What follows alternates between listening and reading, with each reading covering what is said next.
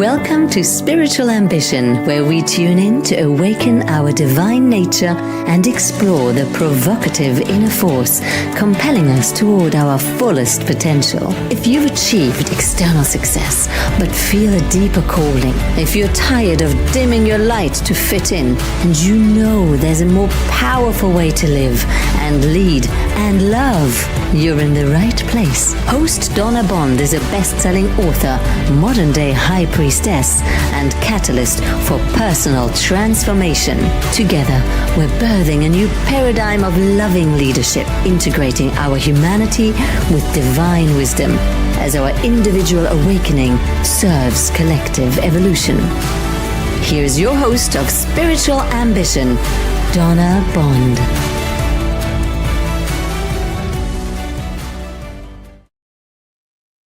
Hello, everyone. Welcome back, welcome in. Today, it's episode 34. We're calling it The Emergence of a Sacred Humanity. I am coming to you live from San Diego, and I want to welcome you back to Spiritual Ambition, where we tune in to experience our divine nature, knowing that life is meant to be lived on purpose, through soul purpose. And we're here to ground ourselves more fully in who we actually are. I'm Donna Bond, soul catalyst, spiritual psychology life coach, and the author of Original Wisdom, Harness the Power of the Authentic You. And for the last decade, I've had the profound honor of supporting humanity to wake up to the authentic power that lives inside of you, integrating the wisdom that you can't find in a book or from a credential, because what I'm referring to is the original wisdom of your soul. And today I want you to stay with me because I am sitting down with an incredible man, somebody who embodies their original wisdom on all levels. He's a clinical licensed psychotherapist, a healer, and a visionary. And his name is Jason Gibler. And we're going to go deep into one of the most important questions of our time. What if the emergence of a sacred humanity is a lot closer than we think? You know, sacredness is all around us. And when you experience Jason, you're going to experience this emanation of the sacredness that just emits from who he is. You know, I've had the opportunity to be in Jason's presence on many occasions, and his level of attunement and the amount of love that simply pours through this man is palpable. It's truly palpable. And it's just such my honor that he is sharing his time with us today and that all of you get an opportunity to experience him. So I want to say hello to everybody who is popping in. Jacqueline, hello. Labyrinthria criteria, I still can't do it. We're going to try show after show, but I still can't say it right. You know, we hear this word sacredness, and sometimes it can get tangled up in religion or in rules. But, you know, the true meaning has nothing to do with any of that, because sacred simply means worthy of reverence, deserving of profound respect. And when you see it that way, things begin to change around you, because what we give out is what we get back. Your life and everything in it is sacred. Your relationships are sacred. The planet is sacred, and humanity itself is sacred. In all of its mess and its beauty and its pain, it's all sacred. And that is what Jason Gibler has devoted his entire life in helping us all remember. So we're going to call in the light. I want to invite you to close your eyes wherever you are. And in just a couple minutes, we're going to bring Jason on stage with us here. But let's all just tune into our hearts for a moment, remembering to take a breath Hi, Jennifer. Hi, Kelly. Welcome in, everyone.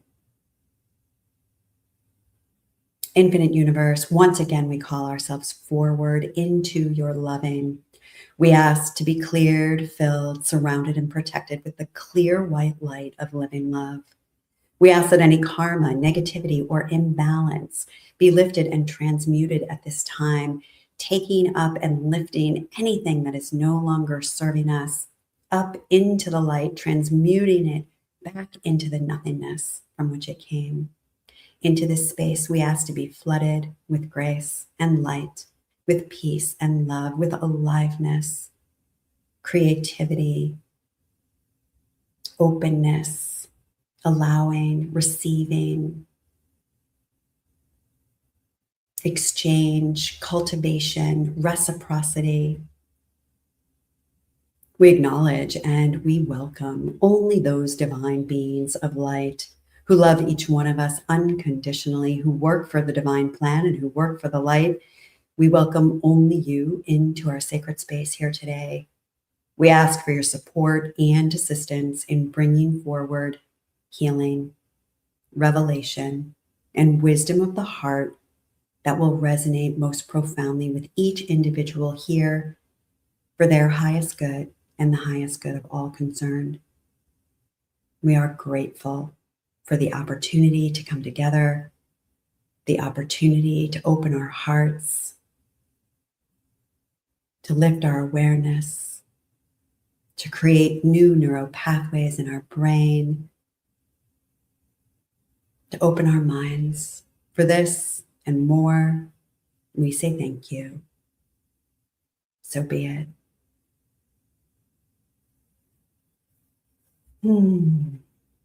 Thank you. Thank you so much for being here.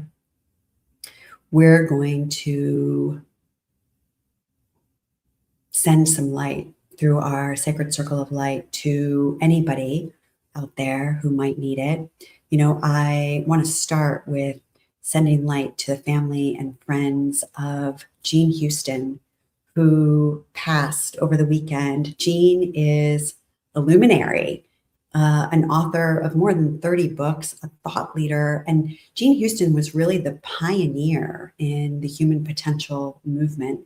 She dedicated her extraordinary life to the belief that every single one of us carries within us capacities that are far beyond what they imagine possible. So I just want to send the light out to her partner, Robert Masters, her co-founder, to the Foundation for Mind Research. We also send the light to Celia and Don, Betty and Bob, sending a little birthday light and love out to Addison, sending some light to Nadia and Luca, sending the light to Robin. Welcome in Anne, Neva. If anybody wants to send light, this is where we all gather our hearts and our intentions and send that luminosity. We're going to talk about luminosity here in a minute with Jason. We send our loving out and around the planet to whoever might need it.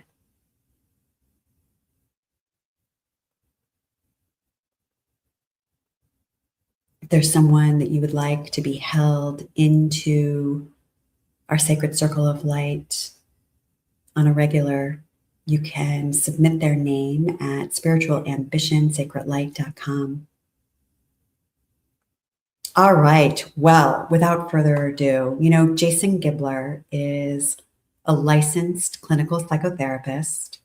He's a speaker, a healer. He's a great explorer of the great mystery, and he's the founder of eco-spiritual psychology, which is a transformational healing model that weaves together neuroscience, modern psychology, and ancient earth-based and indigenous wisdom. He's devoted his life to mapping the inner journey that makes transformation possible. His forthcoming book, The Way of the Jaguar, is a mystical allegory about the transformation of human consciousness, one man's shamanic journey to the heart of what it means to be alive. So I would like to welcome Jason to Spiritual Ambition, and I'm so grateful that he's here to join us. Hi, Donna. Thank you so much. Bless you. Jason, gosh, it's so lovely to be with you. Well, we have to talk first and foremost about the Jaguar, because as you know, and as I giggled, I'm in this home that I get to stay in when I'm here in San Diego. And I was trying to attune to the best place to do our show today. And I sat down and I set up my laptop when all of a sudden I realized and remembered this statue of a jaguar that is behind me. Yeah. And your book, which is called The Way of the Jaguar. And, tell us about this incredible creature and why we have been blessed with the jaguar dropping into our space in a very big way today. Like, it's not subtle. It was like the jaguar was coming to Spiritual Ambition today. Yeah, for sure. Well, I'd have to start with a little shout out to Jorge Luis Delgado, who's a shaman from Peru. And I have this beautiful Shipibo blanket on my wall. And when I met him, he was doing an event, and for days I was there with him, and he kept on saying, "Jason, you need to come back and get your blanket. You need to get your blanket. You need to get your blanket." And I was like, "Well, I'm not so sure." He says, "You got to get your blanket." The event gets over, and he's up on the stage, and he comes off the stage. He puts his arm around me. He says, "Let's go." So I go, and there's only 2 blankets left. And this lady comes rushing in and she grabs one, and it was the other one that I was thinking about getting. And what was left is this beautiful jaguar. So this is how the first time that I got, the jaguar as a totem clearly sent to me from, indigenous wisdom. And so if you don't know much about the jaguar is an incredible power animal, spirit animal. And really what it signifies is our highest purpose. It's what takes us to the very highest possibility for ourselves in this lifetime.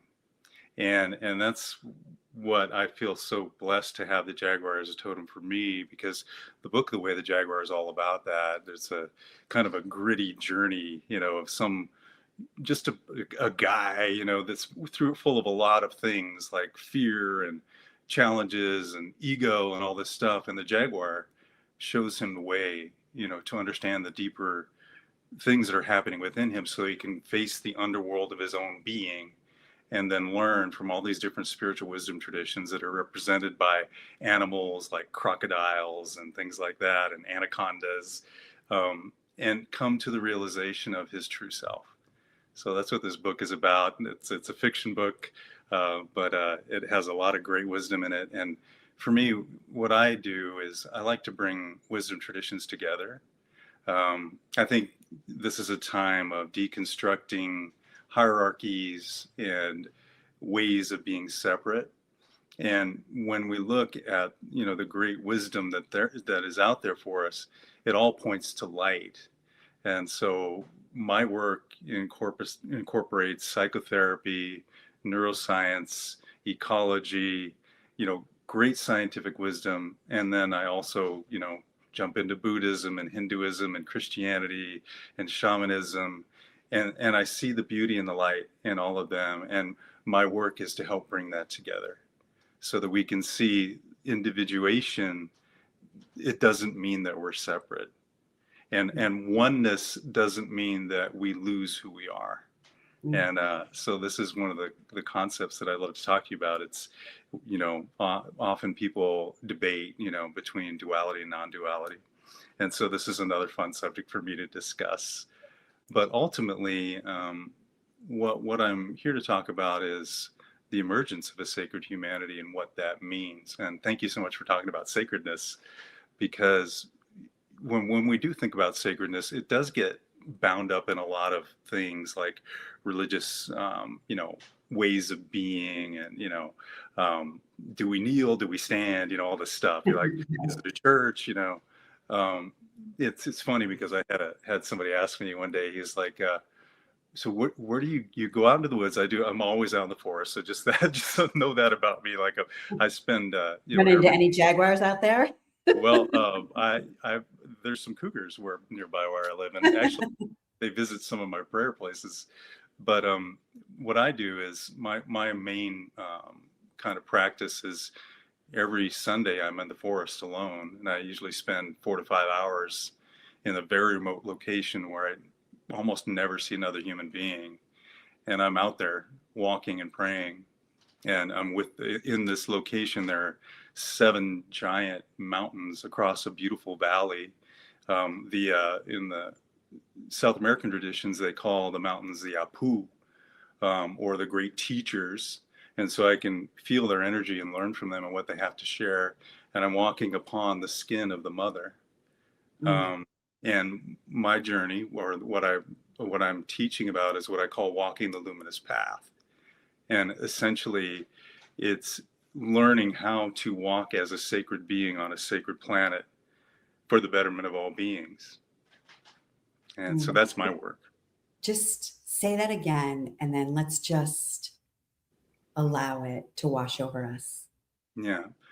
So it's all about learning how to walk as a sacred being on a sacred planet for the betterment of all beings, including all humans, all animals, everything in the sea, everything in the sky, all creatures, the microbes in the dirt.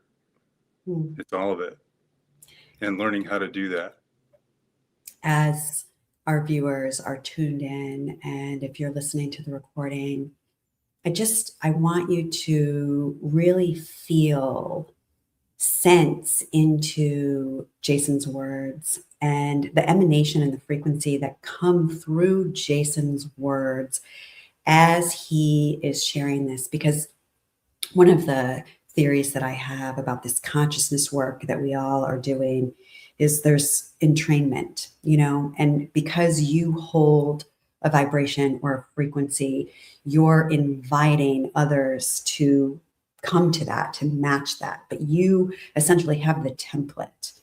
So, as Jason is speaking, I can just I'm being shown to slow down time in this moment and really steep in the sacredness of what you're sharing and what you're saying. Thank you. Sacredness is beyond words. It's beyond understanding. It's beyond conceptualization. When we drop into the sacred, often our thoughts disappear.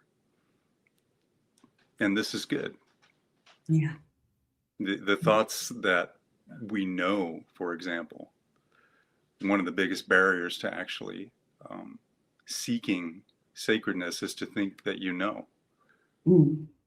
the problem with faith systems is they think they know. We don't know. We don't. We don't have a clue. I have a funny thing to share with you. It's what I call Horton Hears the Who theology. And if you ever read the Dr. Seuss book, Horton the giant elephant is running through a field.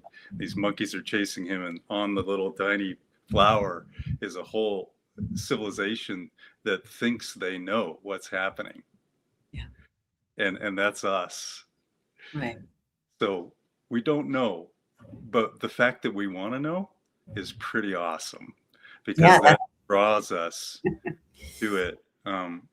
Rumi, he said, "How do you know there's a God?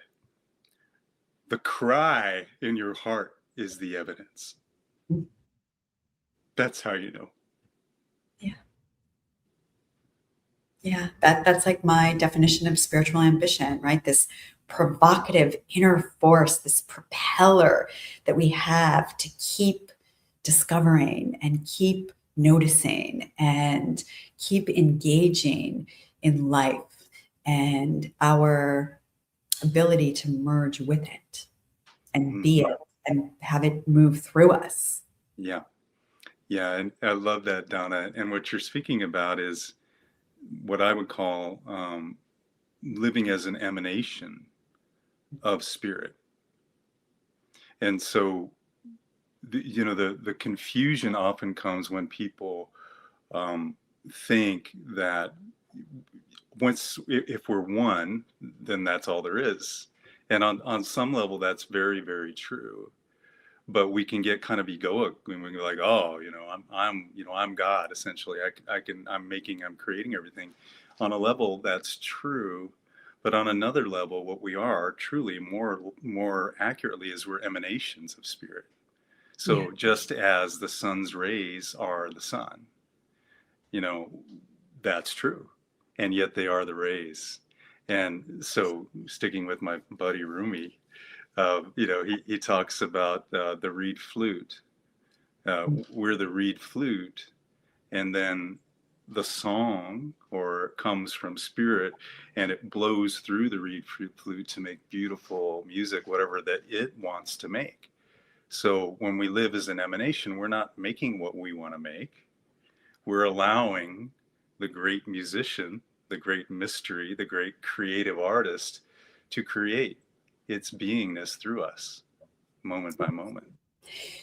Jason, you said something just upon our opening, and I'm not going to get it exactly right, but I want to ask you to speak to this because you're sort of pointing to it a little bit now. And I think people have a fear about this, that like, if I really allow myself to go back to the oneness, then what happens to Donna? What happens to Jason? What happens to Jennifer and Lynn and Tahina and Kelly? Like, there is a fear, and I know I've experienced this within my own consciousness, and I'm sure it's my ego's pushback, but just say a little bit more about how important our individuality is within the oneness. Yeah. And you're so right. I mean, we all fear our annihilation. This is annihilation. It's a big word. Well, it's true. It's one of the deepest fears of any human. We fear that we will be annihilated, whether it's through just dying or moving into bliss. They're both scary, right? Because our ego or our sense of self or our conceptual ideas of what we are, that's what's disappearing. So the essence of our being isn't disappearing, but the conceptual idea of what we think that essence is disappears, if that makes any sense. So essentially, in some of my work, I talk about the layers of self, and so what I call the architecture of self. And within the architecture of self, there is the unconscious or non-conscious drivers that give us, so many troubles, so many problems. Much of it comes from our family, comes from collective consciousness, comes from our history, and most of it operates unconsciously. And so that's one layer of self. Another layer of self is the conceptual self, or what other people might call the ego. And the reason why I don't really like the term ego is because we think of ego as an egoic, like I think highly of myself. But ego could also be, oh, I'm no good, I'm terrible. It's essentially the way that we describe who we are. And so it's what we think of ourselves, but it's also what everybody else has told us, whether they think, whatever kinds of messages we've gotten all of our lives. Either we're smart or we're not, or we're beautiful or we're ugly or whatever. All these ideas that we put together and we decide are us. That's the conceptual self. And then the next self, this is the one that is really most powerful, I think, for humanity, is what I would call the luminous self, and what some traditions might call the soul, or other traditions might call the Atman. but essentially it is our highest being. And of course, that's what the Jaguar is leading us to, is our highest being. And then one more layer, we keep going. The other next layer is the absolute consciousness. It And that's is the universal. oneness. That is the oneness, and that is the dream that is coming into existence moment by moment. That is us, but ultimately is us and everything. And so when you look at, a giant forest, like say the redwoods, there are many, many, many beautiful trees, and each of them have their own unique way of being and their own unique purpose for being in the forest. And they each house all kinds of, creatures that live there. And even though there might be a little tiny redwood down there, oftentimes I imagine myself as a tiny redwood and I'm looking up, whoa, I'll never be as cool as you. But I noticed that over time that's the destiny of all of us. And this is really what we move into this higher truth of our own being. Yes. And the fastest way to do this, and I'm glad you asked about this question, because the fastest way to do this is to learn how to live from the luminous self. And that's getting you on the luminous path. Absolutely. Walking the luminous path, right? So what is the luminous path? Well, the luminous path is our journey toward our highest being. Yeah. And so that means that it's happening every moment. And the more we align with it, and the more we accept what happens to us, good, bad, however we want to describe it, as a step on our journey toward whatever we want to call it, enlightenment, luminosity, oneness, then we begin to be in that field and it just starts happening and you can't help it because it was never you in the first place. It was always luminosity coming in through itself. Mm. Mm. Jason, you shared an excerpt with me out of your luminous journal. Am I correct? I'm saying it correctly, Yes. the luminous Yes. journal. And Yes. this is a gift that you have for all of our listeners and our viewers. Yeah. Kelly's going to go ahead and put that up on the screen so people can see it. But I'd like to read just a little bit of this journal excerpt and then have you expand on it a little bit more for us. Because you open with a question, and I know, in your teachings, you always talk about the power of the question. And, we opened reminding everyone that we know nothing. We got to keep asking questions. Yeah. We got to keep asking those questions. And so this opens with, what if the emergence of a sacred humanity is not something that we must force, build, promote, or usher in, but something that we can learn to recognize, align with, and participate in moment by moment? Thank you for reading that. Yeah, I had this vision, I'm like you said, I'm a visionary. And so I'm also a writer. So, of course, write fiction and nonfiction. And one day I was out in the forest and I was really grieving for the planet. I do a lot of prayer out there and, it just came upon me. I'm looking over this beautiful valley and I was wondering, where are all the bears? Where are all the deer? Where are all the cougars? Where are all the salmon? Where are all the indigenous people? And my heart started breaking. I was like, oh, this just hurts. Grief, And I just cried out. I was like, what have we done? What have we done to this planet? How could we? How could we? And I think of all the destruction, the environmental destruction, the way that we've harmed other human beings, the way that we other people, the way that we make enemies out of beings of light. Yes. And my heart broke and I cried and cried. And at the end, this vision came to me of an earth renewed, and many, many traditions have this idea but the planet was just beautiful, and it was teeming with animals. And in my vision, technology was part of it. We actually lived in satellites outside the planet, and we would come, and the concept I had is that the entire Earth was a park, and that people would come from across the galaxy to see this beautiful spiritual gem, which is our Mother Earth. And that was my dream. And then I thought, well, the only way this works is if we recognize the sacredness of the Earth, which my dear friend, of course he's gone, passed away, and I'm not saying I knew him personally, I'm saying I call him friend because his writings have touched my heart deeply. My friend, Black Elk,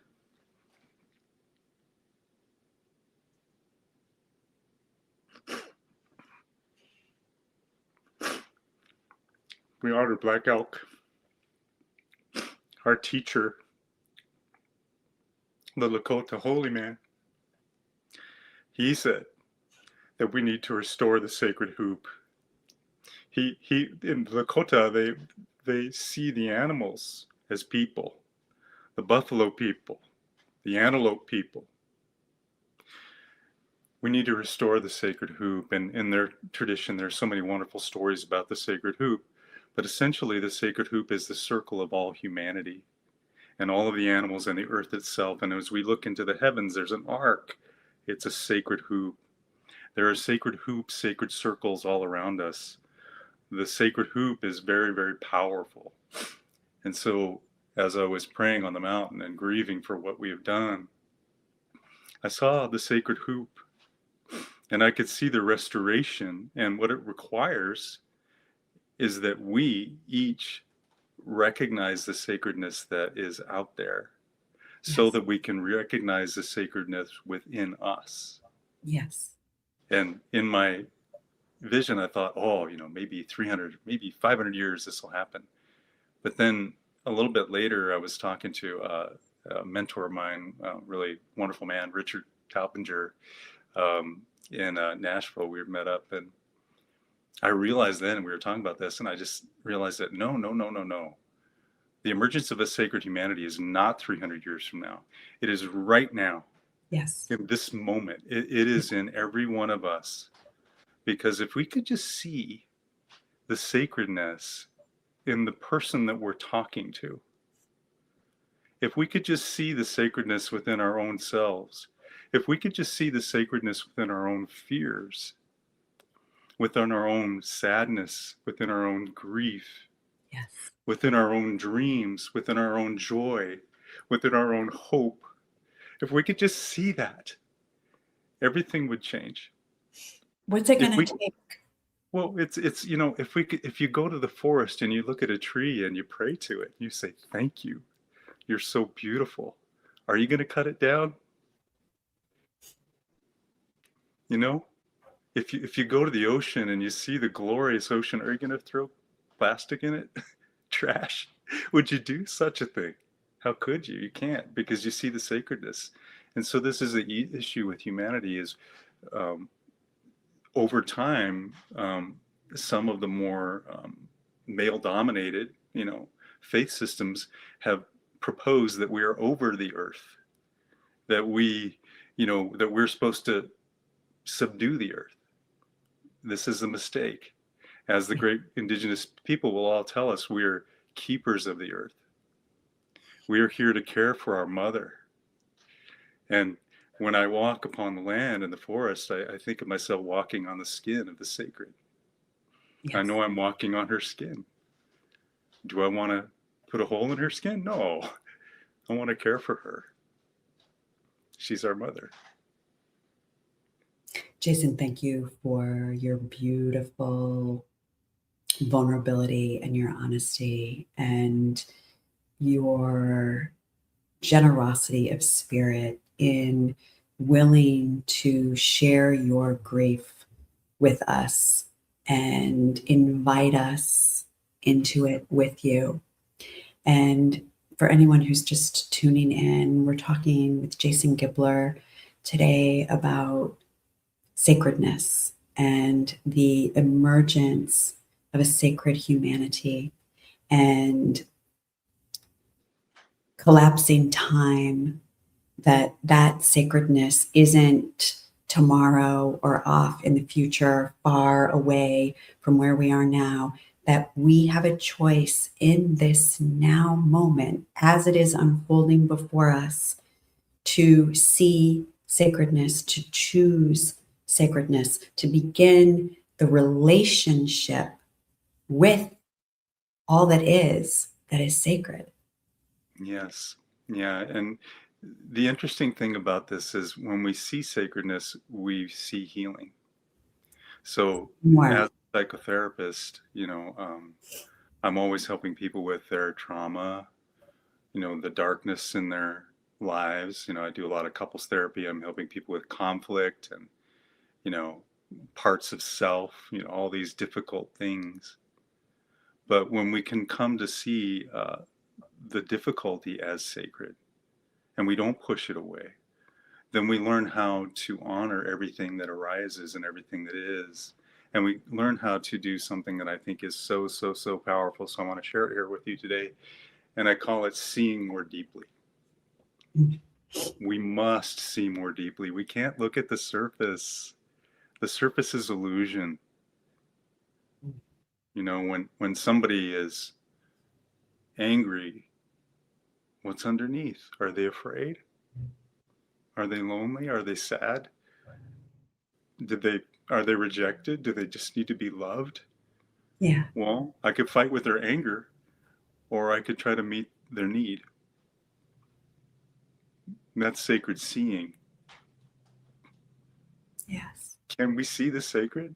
I hope that everybody's listening right now could just right now see the sacred. Look all around you. Look in your own heart. Can you feel the sacred heart beating within you? Can you be thankful for your lungs, for your sacred body, for your eyes that let you see the world? Can you see the sacredness within your own being? Can you see the sacredness within your family? The people, even if they're hard to get along with, can you see? If you look deeper, if you look beneath, can you see their sacredness? This is how you emerge. This is how you allow spirit to flow through you. You open to what the spirit can see. The spirit sees sacredness because all is sacred. All comes from sacredness. Thank you for that. I want to share a little bit more of this. Sacred is already here in this very breath. The invitation is to enter into it consciously.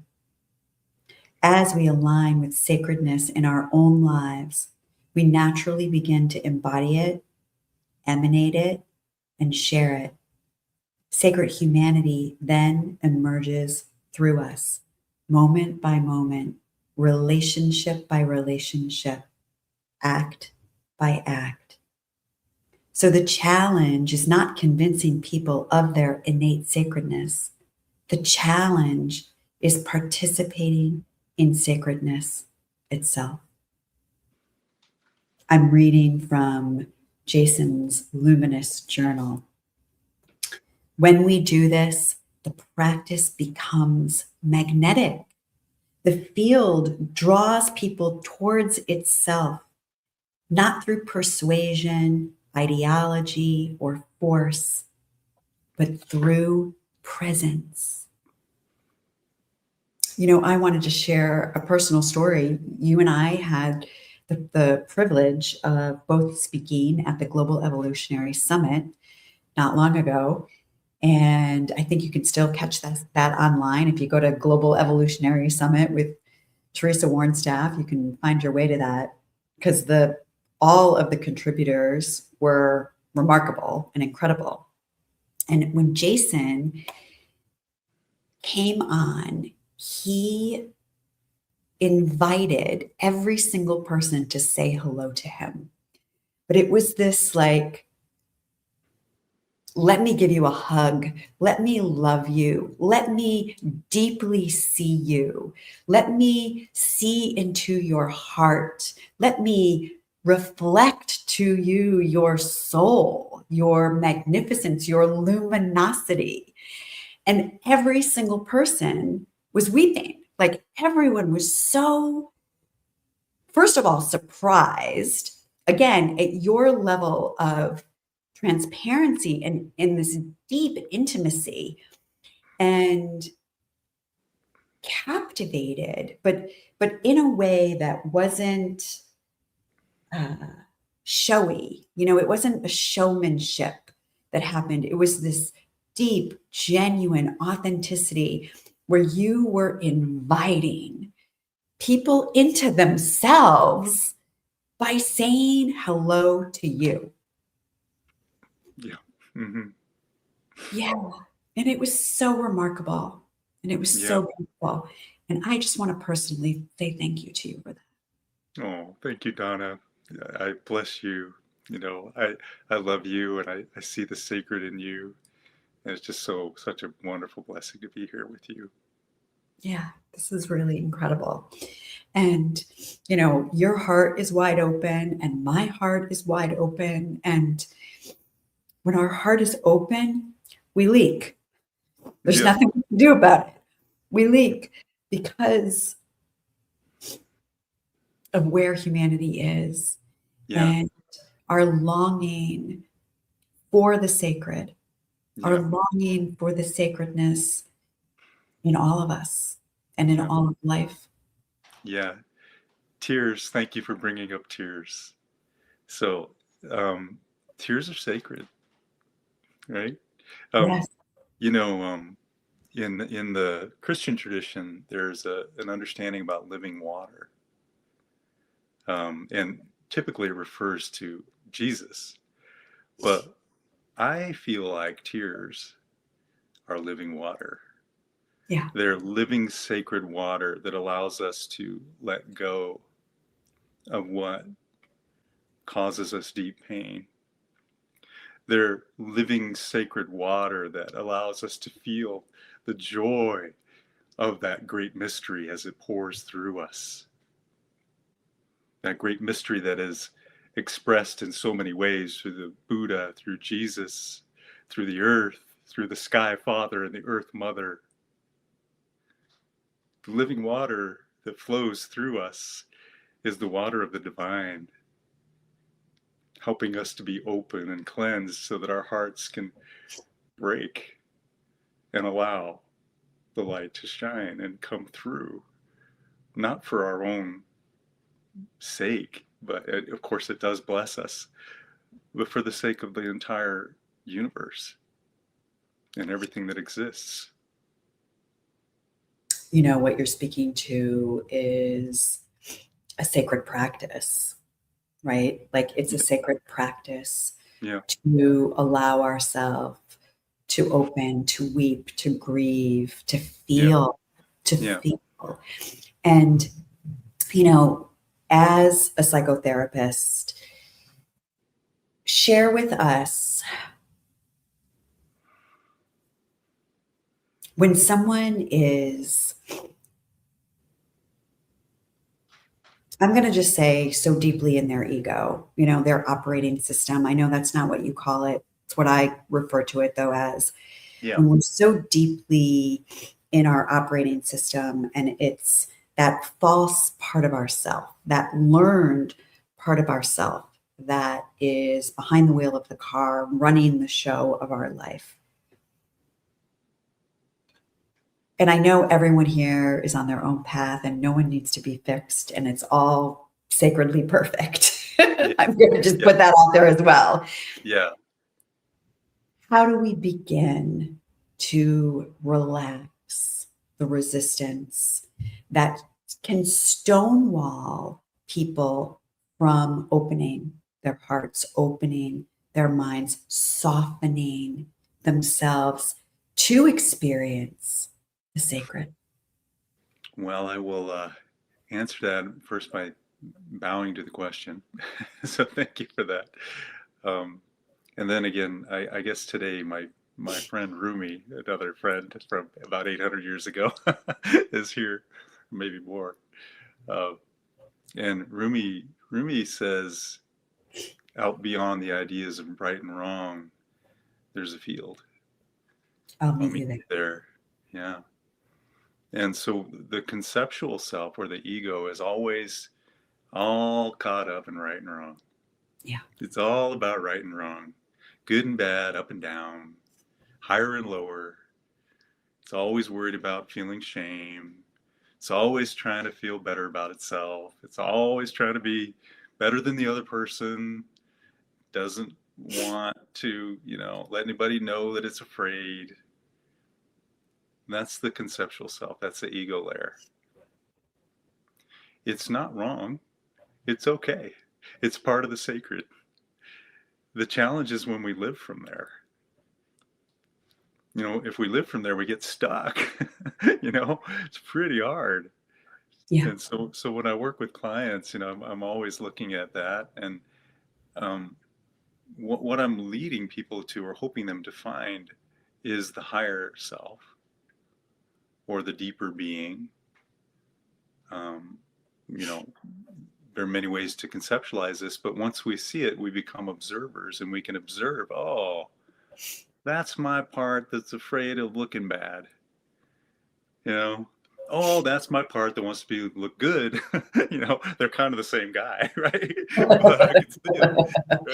And I'm like, it's okay. You guys can be here.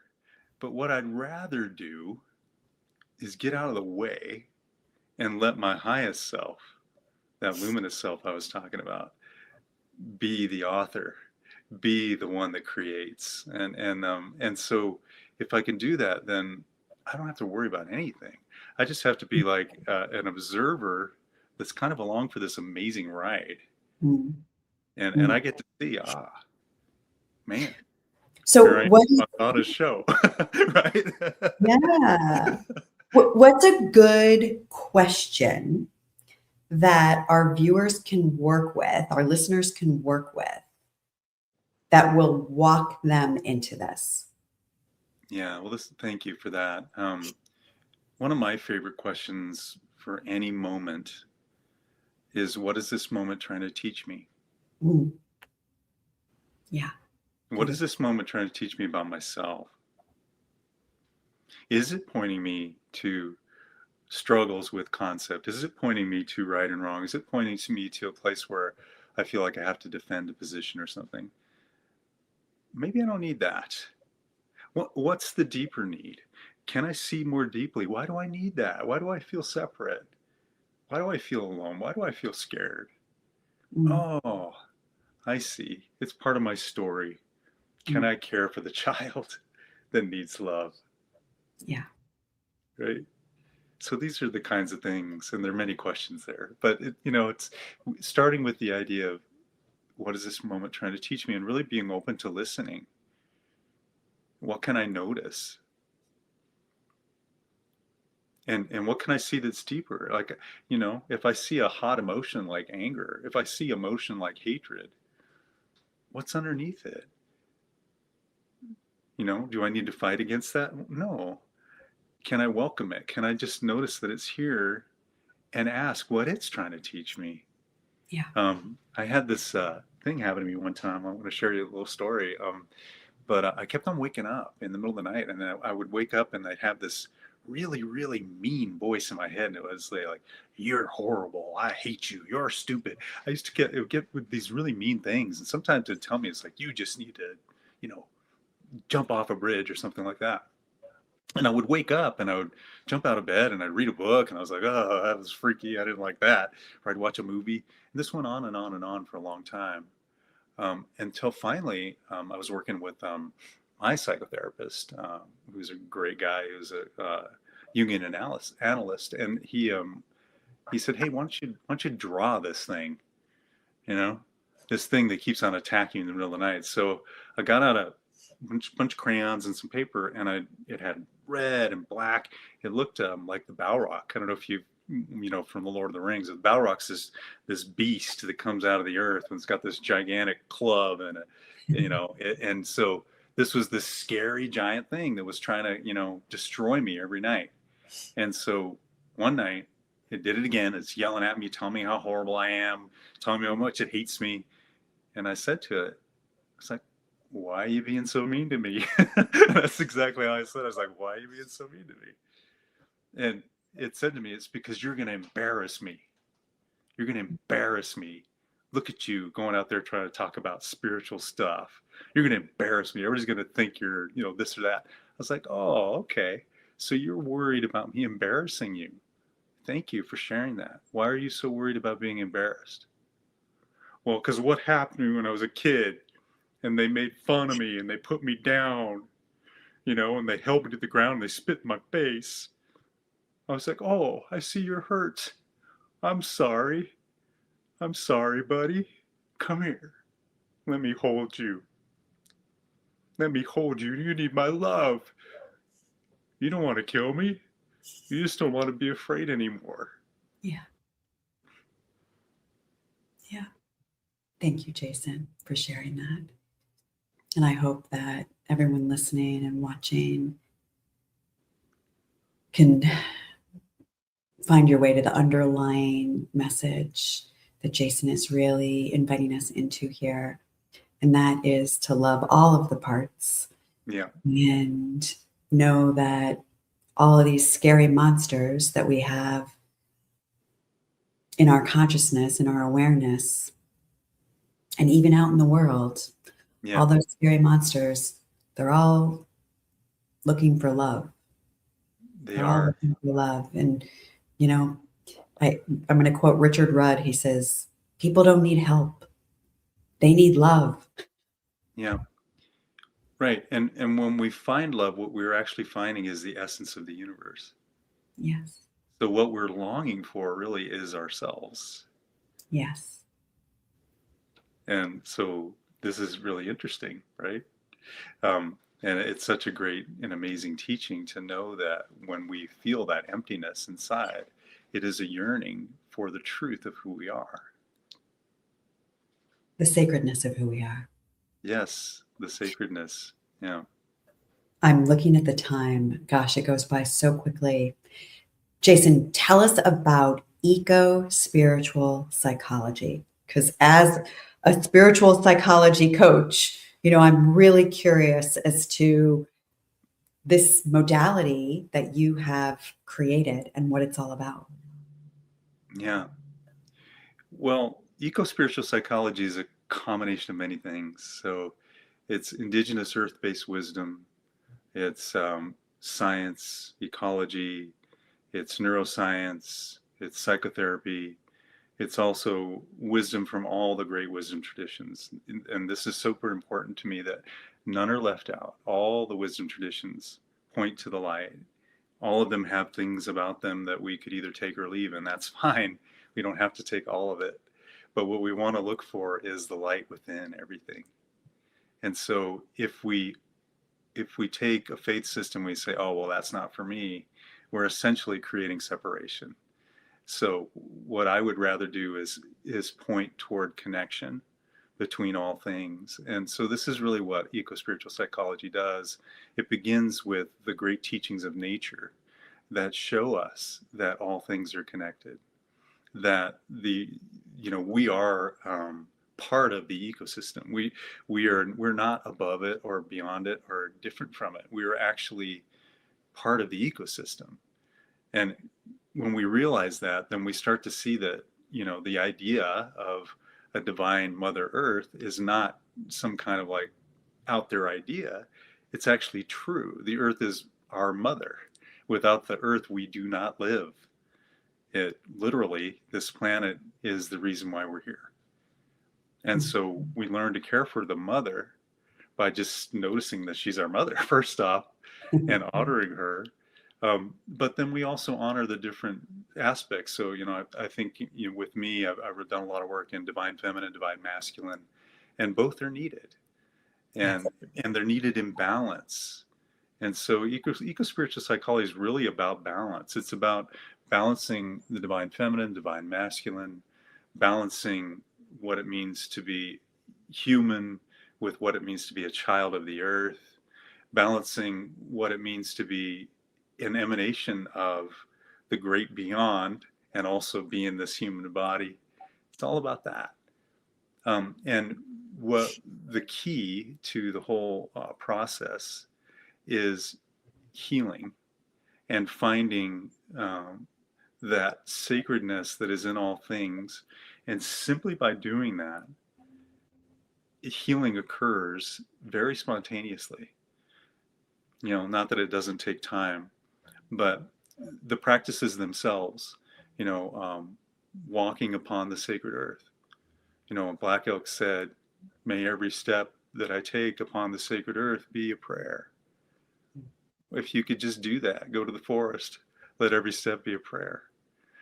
Su Yun, the great Chan master, Buddhist master, he said he had a really interesting story. He walked 3 years, and every 3 steps he would bow to whatever was there, a plant, a rock.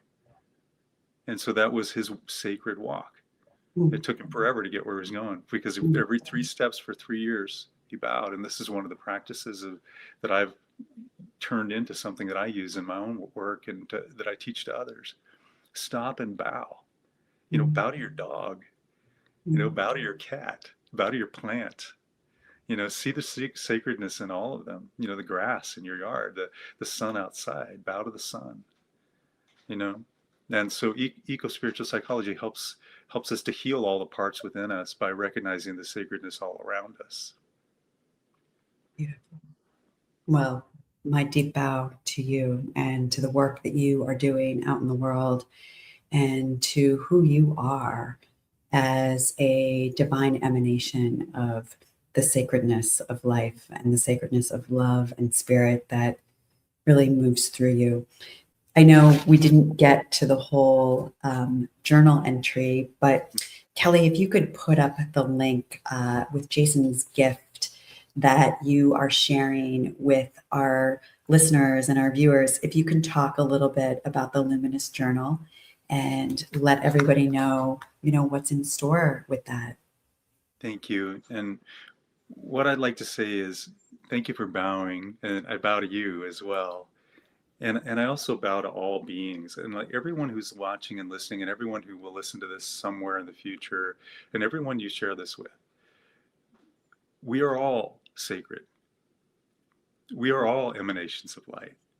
The light flows through every single being. There is no hierarchy.